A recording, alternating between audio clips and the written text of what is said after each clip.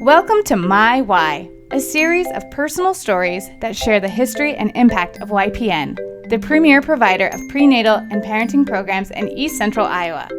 We support, educate, and empower families since 1985. Join us in our mission and learn the why YPN for so many in our community. Welcome to My Why, a podcast by YPN. My name is Alejandro Pino, and I'm honored and privileged to serve as Executive Director of YPN. Super excited to be here today, and thanks everybody for joining us. We are excited because we have Josh Burgett, one of our fantastic board members here today. So we're very excited to have you, Josh. So welcome. You know what? It's great to be here. Thanks for having me. Absolutely. So Josh, as I mentioned, is one of our great board members, and I will say something that I'm super proud about Josh is just the way he steps up on the board. And I just want to really commend you, Josh, for doing that, because not everybody does it. And I say that because Josh plays a critical role within the board as the chair of our Fund Development Committee, which is a very important committee within the board because essentially they help to raise funds for the organization, which is obviously instrumental for us to continue to do the great work that the staff does as well. But so Josh, thanks for that, and thanks for saying yes to serving on the board too. You're a great member of the board. Well, I appreciate that. It's easy to do when you think about the cause and the people that are there at YPN every day, fulfilling the mission. So happy to do it. Yeah, thanks so much. So tell the listeners just a little bit about the great guy that you are. Yeah, so I was born and raised in Humboldt, Iowa. My dad worked at a power co-op there. My mom worked at the bank, and I have a younger sister. She now lives in Kansas City. Okay. She's married, got two kids, and I graduated and moved away from Humboldt in 2001. So I went to school at Kirkwood for 2 years, and then I transferred and moved down to University of Iowa, and I double majored in finance and marketing, and I've always kind of been around the area here in Eastern Iowa. Met my wife at school, so we've been married 14 years, and we have 3 boys, ages 11, 9, and 7. So they keep us on our toes. They sure do, don't they? They do. So you guys were college sweethearts. I didn't know that. Well, we dated twice, and then there's a pause. Oh, okay. Yep. Okay, that's all right. We can move on. All right. So that's great. No, she's fantastic. I've met her, and I know she's in the medical profession, and she's fantastic. So, so tell us too a little bit about what you do for a living, because that's important. Yeah. I work at Cedar Rapids Bank and Trust. Yeah. I work in kind of a finance area. I work with real estate developers throughout the country. And so we work on housing projects from, East Coast to West Coast and everywhere in between. I've also spent some time at the bank in commercial banking. Okay. And so helped some local business clients. I did that for about a 10-year period. And, it's kind of weird to think about. I'll be approaching my 15-year anniversary here in September. So It's been a good ride, and looking forward to many more years there. Yeah, no kidding. You're getting old, by the way. But anyway. I know. I feel old. Yeah. So I do also want to commend. I one of the reasons why I asked you where you worked is because I just want the listeners to know how appreciative we are of CRBT. And just how embedded they are within the community that they serve. It is truly remarkable. And that's the word that comes to mind. It's just remarkable with what we see CRBT being in the community too. So that's everybody from the leadership on down. It's just an amazing organization, and especially the nonprofit community on behalf, and I will speak for the nonprofit community, is just a big thank you to CRBT for everything that you guys do. Yeah, absolutely. And like you said, it's a top-down thing, and their encouragement to get involved is fantastic, and we appreciate that because it allows us to get out there and support the nonprofits and make our communities that live in a better place to be. Yeah, you sure do. So thanks for that. So let's kind of change now to talking a little bit more about YPN. So let's start out by asking you what led you to YPN, Josh. Yeah, I would say the main thing that led me to YPN was the people that I had worked with. Some of the founders of the bank, they got involved with YPN early, right after they had started CRBT. And so a lot of their involvement was through volunteer opportunities. I think there probably were, one or two on the board, but the main involvement, I think, was with the Broadway Maybe Show. Yeah, the fundraiser. That's right. Yeah, and so that was my first experience with YPN, was getting on stage at TCR. And I remember because we had, I think it was an 80s theme. Yeah, I think you might have been wearing a wig or something. Yep, I had a mullet wig, and so any opportunity you can have to wear the mullet, you got to take advantage of it. And so we did that, and it was kind of cool. We did that for, I was probably in that show 4 or 5 years. And one of the years I remember, my oldest, who at the time probably would have been 4 or 5, he joined us on stage, and so I was proud of him for getting up there. Absolutely. And no, we had a good time with that. But it was, first thing that led me to YPN was probably some other people at the bank, and then it was just easy to kind of get on board after that because of the mission, which is, building successful families, which is obviously very, very important. Yeah. So I'm glad you mentioned that too, because I want folks to know as well that YPN and CRBT have had a very long relationship. And from what I have gathered from some of the past employees at YPN, I believe, and this is correct, Josh, that YPN was one of CRBT's first accounts when they first opened within the nonprofit sector. Yeah. So we've been partners for a very, very long time. So one of the great things about you too that I forgot to mention is how much you volunteer at group, on Thursday nights as well. You've been there numerous times, and I know you've brought some CRBT team members as well to do that. So certainly thank you for that. So as you've kind of seen YPN, how do you see it today? Tell us a little bit about how you see YPN today. Yeah, I mean, I think the word I would use to kind of summarize, at least kind of my time and my involvement with YPN is just the change that's gone on, the positive change. I feel like our reach is more than it's ever been. We're working with more families. Seems like the services are in the highest demand that they've ever been. And so, when you think about, everything that they were doing 5 years ago, and there was derecho, there's, refugees that have come in. It just, YPN just absorbed all of that and taken that all on. And so super proud to be a very small part of that. Yeah, no, that's great. And you're a huge part of that. So we thank you for that. As you look at it, and I know, as I mentioned, when you volunteer at the group programming, you see not only the screaming kids, which is always great, but you also see the families, that we have the honor and privilege of serving on a daily basis. So how do they inspire you, Josh, when you kind of interact with the families? Yeah, I think it's about the investment that they make on a weekly basis to, that's right, be a better mom or a dad or just a parent in general, and kind of gets you to reflect on your own situation, and everybody gets busy doing things, but how many people actually dedicate time out of their week to say, hey, I'm going to go work on this. And yeah. And I don't know. I mean, I can't say that I've done that. You get busy running kids to baseball practice and whatever else. Exactly. But super proud of those families for their active engagement. Yeah. At group night. I love that because you're exactly right. They could have just stayed at home. Right? Watch TV or do whatever. Right. But they made the effort, and many of them, come on the buses that we have. We offer free transportation with NTS. But you're exactly right. We should be proud of that. We can't forget that. Yeah. And the other thing I would say is there's just a sense of gratitude when when the participants are and this, the families are there. Yeah. You can just tell that they appreciate being there. There's a trust when you drop your child off. Huge trust. And some of the volunteers, there's probably a lot of familiar faces, but not always. And so they trust YPN to drop their child off while they go and work on being a better parent and making a better family. Yeah, no, that's great. That's a fantastic answer. So obviously, Josh, as I mentioned, you've already had a tremendous impact on the organization, the staff, and the families as well. But as you continue your tenure within the board, how do you hope to continue to impact the families and the staff? Yeah, I don't.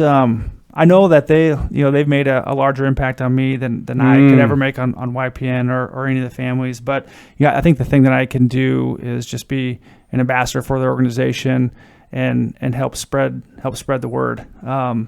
There's so many good people at YPN. There's so much they have to offer, and you're still running into people that are not familiar with YPN. Right. And I've had a lot of conversations with local business owners about because they'll ask what's your involvement in the community and those kinds of things, and so it's nice to be able to tell the YPN story. So I think probably the number one thing would be an ambassador for YPN. Yeah, and you do a great job of that too. And I know that's something that we're really trying to do is just continue to spread the word, right? Because we want our story to be told and their services to be known to those especially who need us most. So thanks for being that great ambassador as well.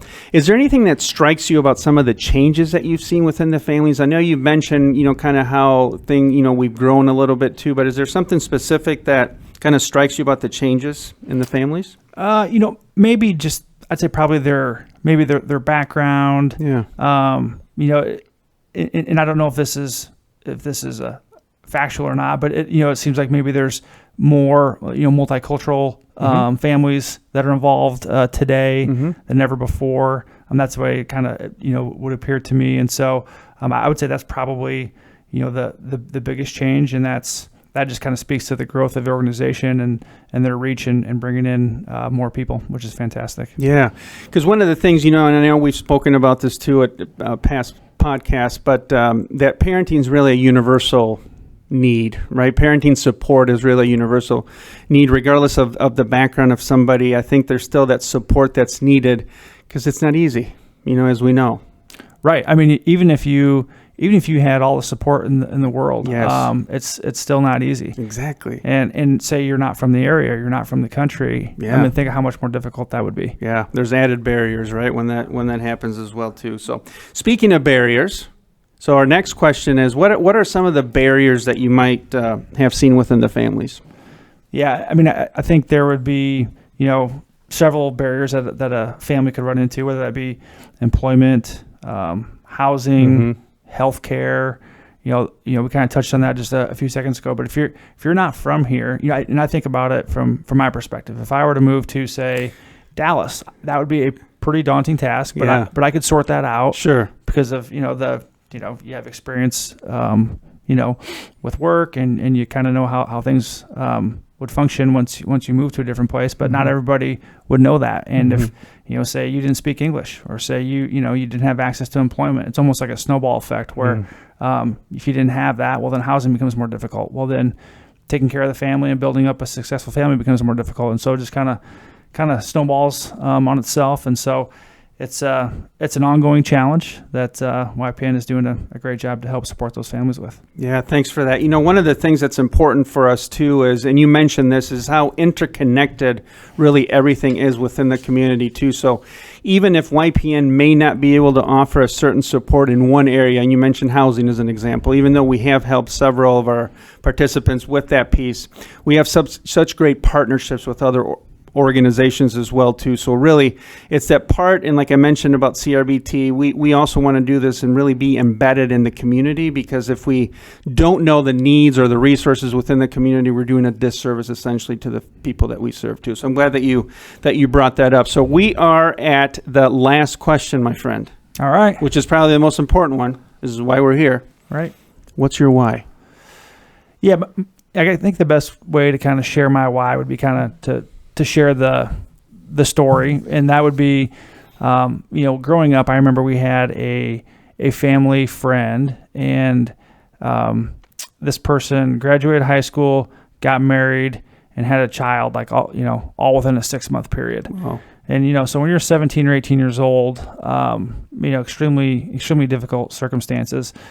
For their situation, they had both sets of moms and dads on each side. They had aunts and uncles and cousins. So they had a huge network of support. And even under those circumstances, it's a really difficult task. Yeah. And so imagine if you didn't have that and you didn't know where to go or where to turn or what to do. That's where YPN comes in. I mean, because, the family that I'm thinking of, very successful family. I mean, you think about the likelihood of continuing to be married and having additional children and, all those kinds of things down the road, which is exactly where they're at, that the probability has to be pretty low. And so, great for them, and there should be more stories like that. And that's probably the best way to kind of share my why. Gosh, I love that, Josh. And I got to tell you, the impact, again, that you've had has been tremendous already. So I don't want you to ever feel that you're not, contributing enough to the organization, because you certainly are, and you continue to do that. So I just want to, obviously say just thank you on behalf of the staff, the organization itself, the rest of the board. I'm sure would also join me in saying that thank you. And thank you for stepping up more than anything. Well, thanks to you guys. I mean, with, the YPN leadership and staff, this place continues to get better and better. And so it's the best it's ever been, and that's a testament to all you folks at YPN. We appreciate you, Josh, and thanks so much for joining us. My best to you and your family, to your beautiful family as well. But thanks to the listeners again for joining another episode of YPN, and we look forward to having you join us on the next one. Thanks, everybody. Thank you. Thank you for listening to My Why, a YPN podcast. We can't make our impact without your support. Please consider donating to YPN. Your gift will make a difference. Visit www.ypniowa.org/give to donate today.